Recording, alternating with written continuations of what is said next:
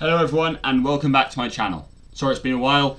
England's Ashes tests have finished at inconvenient times for me, to say the least.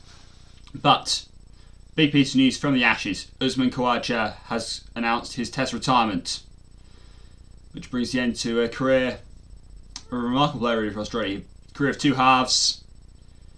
So like 44 games pre-2020. When everyone knew he was good, but he often struggled to kick on from his performances. So was fairly inconsistent, kept getting dropped, kept getting recalled, kept getting dropped. Then in 2020, he came back. In 2021, came back and was insanely good, and they got promoted to Open. But in the final test against England in that Ashes, because Travis Head was returned to the side. And he has nailed a place there ever since. Got dropped very recently though, and is his return in middle order. But he will be calling time on his career at the end of the Sydney Test match. So, what are his numbers? Well, who's one of Australia's greats really? 87 Test matches so far, one more game to go. 157 innings, 14 not outs, 6,206 Test runs, 232 is his highest Test score, average of 43.39. Faced 12,701 balls, strike rate of 48.86, 1600s and 28 50s. A great player. He was average 43.39. That was one of the greats. Like legends are often classed averaging over 50, but you averaging over 40, you're great. But he wasn't just great in the way he played. Off the field too, his manner, incredible. And like, he had a voice and he used it. He's spoken out on issues like Gaza and racism, and he's been willing to say things that people don't like.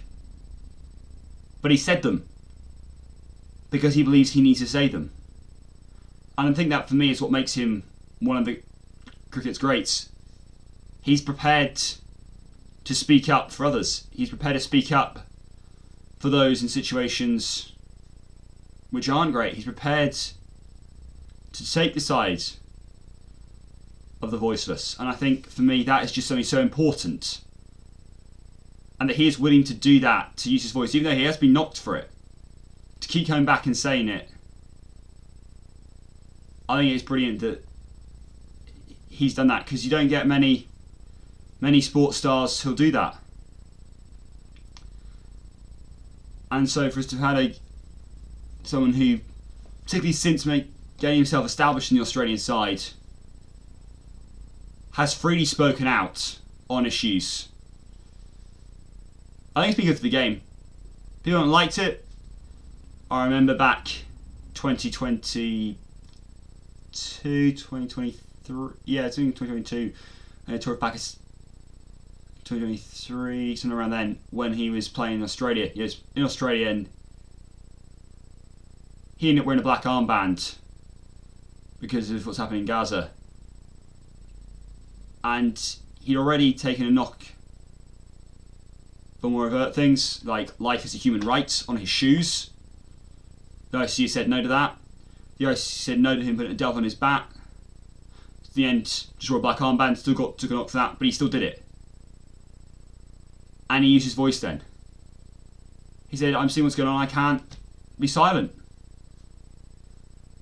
And had the courage to do that. Brilliant. So yeah, great numbers, but also a great character. So yeah, cricket will be a worse off place without him. And I think we need more guys with his courage to speak up coming through the ranks. Thank you for watching.